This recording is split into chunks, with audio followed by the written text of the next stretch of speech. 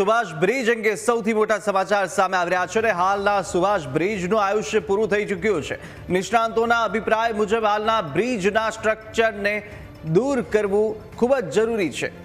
આ તરફ હાલના બ્રિજની આજુબાજુમાં 2 નવા લેન પણ બનશે અને 250 કરોડના ખર્ચે 2 નવા લેન બનાવવામાં આવશે। વર્તમાન બ્રિજની સલામતી અને લાંબા ગાળાની કામગીરી હાથ ધરાશે।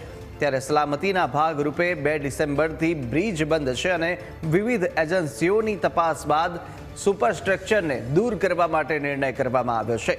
ખૂબ જ મહત્વના સમાચાર સુભાષ બ્રિજ કે જે 4 ડિસેમ્બરથી બનશે ને હાલ હવે આ સુભાષ બ્રિજનું આયુષ્ય પણ પૂરું થઈ ચૂક્યું છે।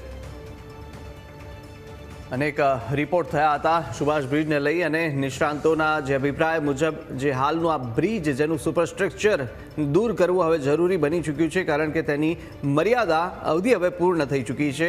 હાલના બ્રિજની આજુબાજુમાં પણ હવે 2 નવા લેન બનાવવામાં આવવાના છે।